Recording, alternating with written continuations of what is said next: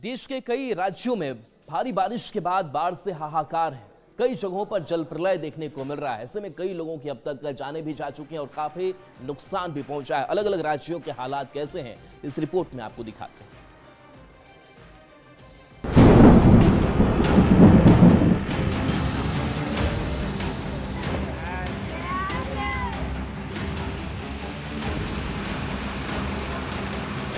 बारिश और बाढ़ का विकराल रूप,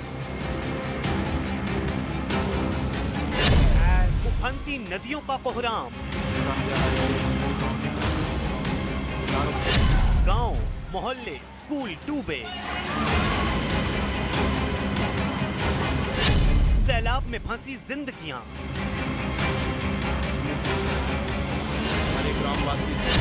जल प्रलय के बीच रेस्क्यू ऑपरेशन।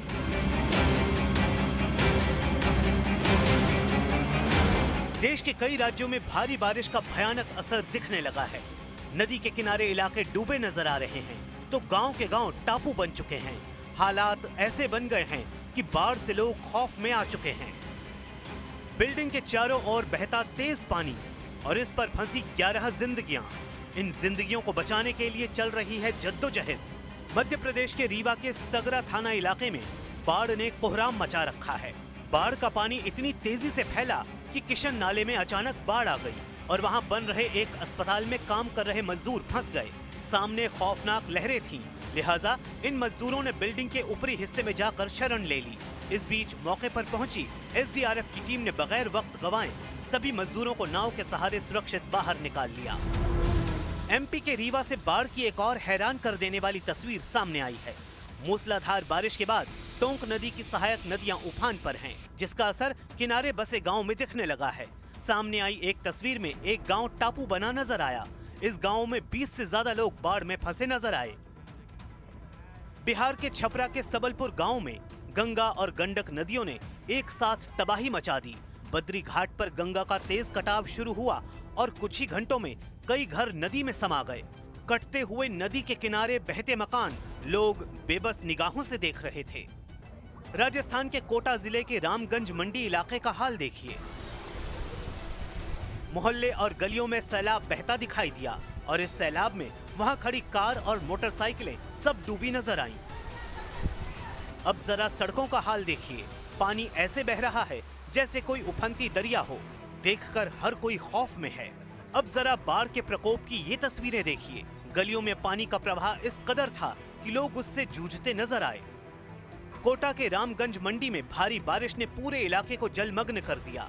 मकान, दुकान, एटीएम सभी जगहों पर बाढ़ का पानी घुस गया। मध्य प्रदेश के शिवपुरी में बाढ़ के बीच एक जान जोखिम में डालने वाली तस्वीर सामने आई। धंधेरा नदी उफान पर है, लेकिन इस बाढ़ के बीच कुछ युवक जानलेवा धंधा करते दिखाई दिए। आरोप है कि कुछ युवक पैसे लेकर मोटरसाइकिलों को लादकर एक पार से दूसरे पार ले जा रहे हैं। अगर जरा सी चूक हो जाए तो ये लोग पल भर में काल के गाल में समा सकते हैं। राजस्थान के अलवर से आई ये तस्वीरें हैरान कर देने वाली हैं। भारी बारिश ने सरकारी स्कूल को तालाब में बदल दिया। बारिश का पानी इतनी तेजी से बढ़ा कि स्कूल का मैदान, बरामदे और क्लासरूम तक सब जलमग्न हो गए। क्लासरूम में घुटनों तक पानी भर गया। पढ़ाई पूरी तरह ठप हो गई। छात्र छात्राएं और शिक्षक घंटों तक फंसे रहे। कर्नाटक के मंगलुरु में भी कुदरत ने कहर बरपाया है। वहां भारी बारिश के बाद लोगों के घरों में बाढ़ का पानी घुस गया। कई जगह पेड़ गिर गए और कुछ जगहों पर लैंडस्लाइड भी हुई है, जिससे यातायात प्रभावित हुआ है।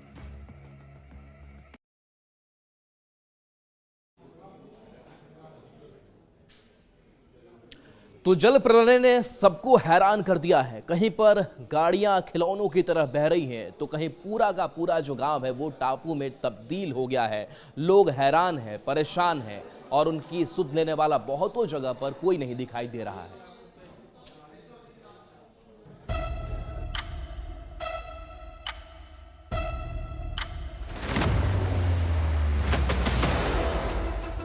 बारिश की चोट, फिर चली वोट। जुलाई में जल प्रलय, मंदिर डूबे, पेड़ धड़ाम, कार चकनाचूर। बारिश के झटके खजूर पर अटके।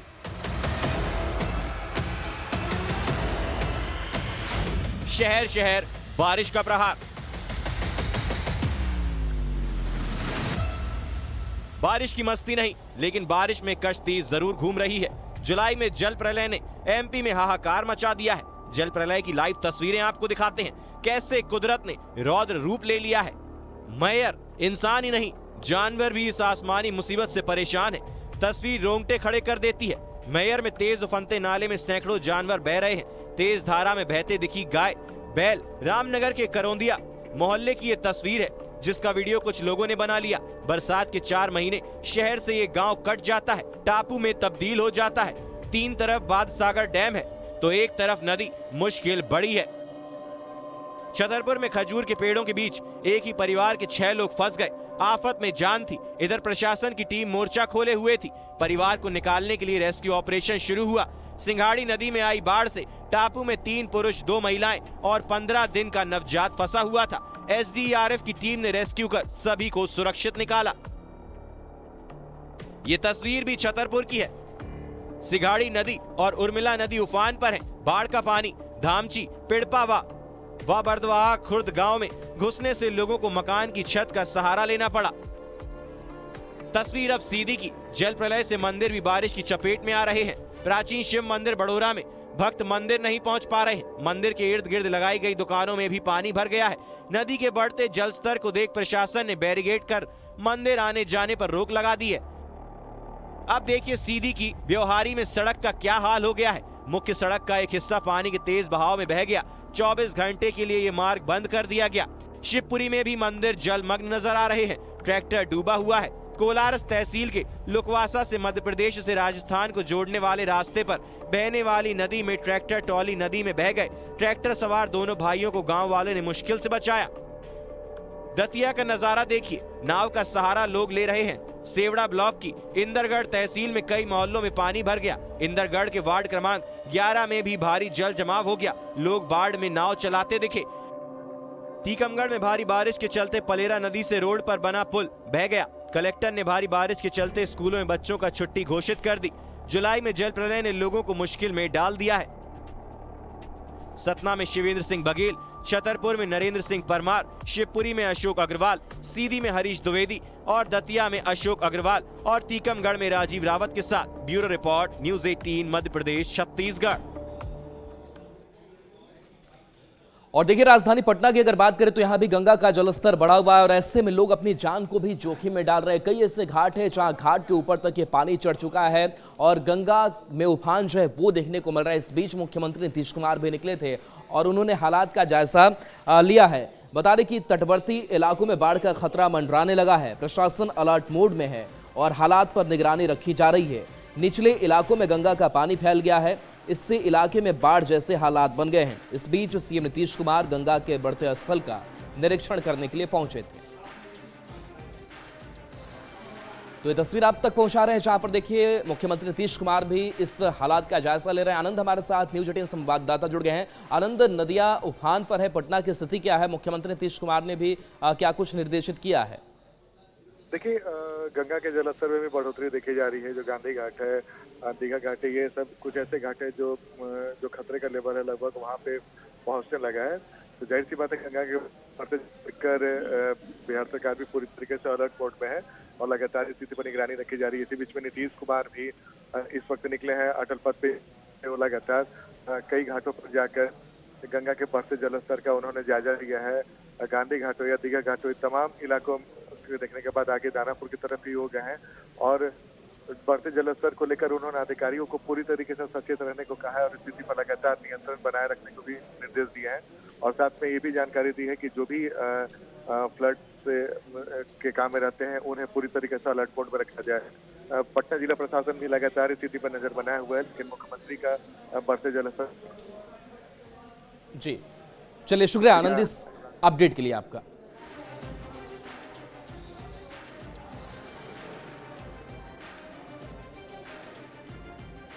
अब बात छपरा की नदियों की करते हैं। यहाँ भी नदियों में उफान जो है वो देखने को मिल रहा है और इस उफान के बीच कहीं ना कहीं लोगों की जो परेशानी है वो भी बढ़ी हुई। लोग दहशत में है, कई लोग जो कटाव का दंश है वो भी झेल रहे हैं। लेकिन इन सब के बीच प्रशासन से भी उम्मीद लोग लगाए बैठे हैं कि प्रशासन उनके घर तक पहुंचे और उन्हें राहत मुहैया कराए। बता दें कि गंगा का जो जलस्तर है वो कई जगहों पर बढ़ा हुआ है। इसके साथ साथ सरयू और घाघरा का जलस्तर लगातार बढ़ रहा है, जिसको देखते हुए जिला प्रशासन तटबंधों की सुरक्षा में जुट गई है। रिविलगंज प्रखंड के सलुइस गेट पर पानी का दबाव बढ़ता देख सुरक्षा बढ़ा दी गई है। किसानों से बात किए संवाददाता संतोष गुप्ता ने।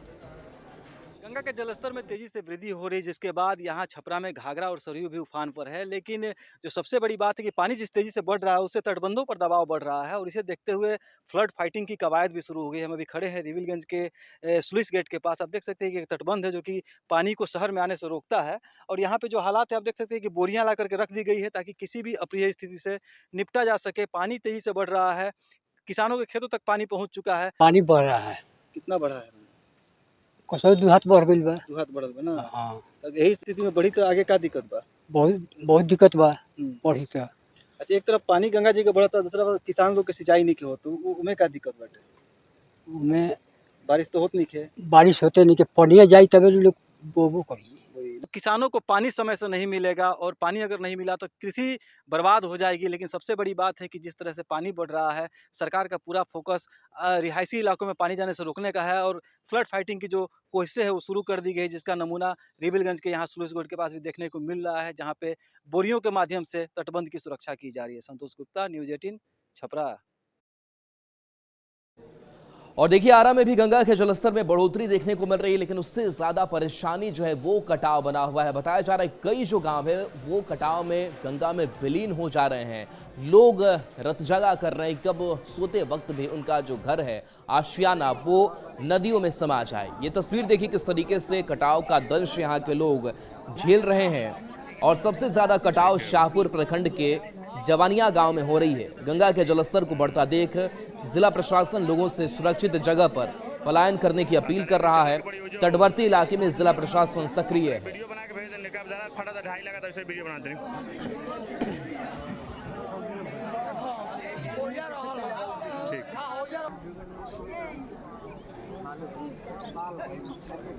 तो ये तस्वीर देखिए, आसपास लोग खड़े हैं और आप समझ सकते हैं कैसे जो गांव है वो अब इन नदियों में विलीन हो जाते हैं और कटाव का दंश लगातार लोग झेल रहे हैं। और कटाव किस कदर बढ़ रहा है इसकी भी तस्वीर आप देख पा रहे होंगे, जहां पर लोग खड़े हैं। कुछ देर के बाद से ये जो जमीन है वो भी इस नदी में विलीन हो जाएगी और ऐसे में ये कटाव लगातार अब गांव के गांव को निकल रहा है। तो देखिए, बिल्कुल सीमा आपको इस गांव की दिख रही होगी, जहां से लोगों के घर की शुरुआत है। वहां पर घर है, मकान है और वहां तक नदी का पानी जो है पहुंच चुका है। जमीनिया में कटाव बहुत तेज़ी से जो हो रहा है, जो फ्लो है वाटर का वो बहुत तेज़ है यूपी साइड से। उसको लेकर जो भी आवश्यक मेजर्स हैं, जैसे लोकल लोगों को सूचना देना, बाढ़ आश्रय स्थल चिन्हित करना, आवश्यकता अनुसार अगर ज़रूरत पड़ेगी तो लोगों को इवैक्यूएट करके बाढ़ राहत स्थल शिविर चलाना, कम्युनिटी किचन की, ये सभी हम लोगों ने तैयारी कर ली है। अभी तक अराउंड 5 से 6 घरों को हम लोगों को खाली करना पड़ा है। और देखिए, सीतामढ़ी में बागमती नदी उफान पर है और यहाँ पर बागमती के आसपास रहने वाले जो लोग हैं उनको अब नाव का सहारा लेना पड़ रहा है और उसी नाव से लोग आना जाना अपना कर रहे हैं, क्योंकि परेशानी उन्हें भी काफ़ी ज़्यादा हो रही है, क्योंकि कई कामों के लिए उन्हें घर से बाहर निकलना पड़ रहा है और नाव ही एकमात्र सहारा यहाँ पर लोगों को दिख रहा है। लोग अपने घरों से निकलने के लिए नाव का सहारा ले रहे हैं। सीतामढ़ी के रुन्नी सैदपुर प्रखंड के कई गाँव के लोग आने जाने के लिए नाव पर निर्भर हैं। लोगों से बात किए संवाददाता राकेश रंजन ने। बिहार में जब मानसून दस्तक देता है तो कई ऐसे जिले हैं जहां के कई ऐसे इलाके की जिंदगी पूरी तरीके से नारकीय होकर रह जाती है। सीतामढ़ी के रुन्नीसैदपुर प्रखंड का यह बागमती नदी के आसपास स्थित तकरीबन 1 दर्जन से ज्यादा ऐसे गांव हैं जहां बागमती नदी के जलस्तर में वृद्धि होने के साथ ही लोगों की जिंदगी पूरी तरीके से नारकीय हो जाती है। लोग जेल कैदी की भूमिका में अपने घरों में कैद हो जाते हैं और ना ही एकमात्र सहारा बचता है जहां लोग अपने घरों से बाहर निकलते हैं और यहां आने जाने का काम करते हैं। तो यहाँ से फिर 2 किलोमीटर उधर भी पैदल जाना पड़ता है। देखिए, वो सब साइकिल नहीं लाद रहा है, मतलब नमक से ले करके जितना भी चीज हमको खरीदारी करने के लिए नाव से ही पार करके आना है। सबसे ज्यादा दिक्कत तो होती है कि बच्चा को स्कूल जाने में परेशानी होती है। नदी के आर पार है, आदमी से तबियत खराब होते हैं तो जाए आवे के रास्ता नहीं है। अच्छा। हाँ, बहुत नाव पर जाते हैं, आते हैं नाव के साधन नहीं रहेगा तो कैसे जाएगा आएगा। जो महिलाएं हैं, पुरुष है, बड़े बुजुर्ग हैं, सभी परेशान है और नाव के जरिए तकरीबन 5000 से ज्यादा की जो आबादी है रोज नाव के जरिए इस्तेमाल करते हैं और नदी को पार करने के लिए किसी तरीके से नाव का सहारा लेते हैं। इस दौरान कई बार दुर्घटनाएं भी होती है और लोगों की जान भी चली जाती है। राकेश रंजन, न्यूज़ 18 सीतामढ़ी।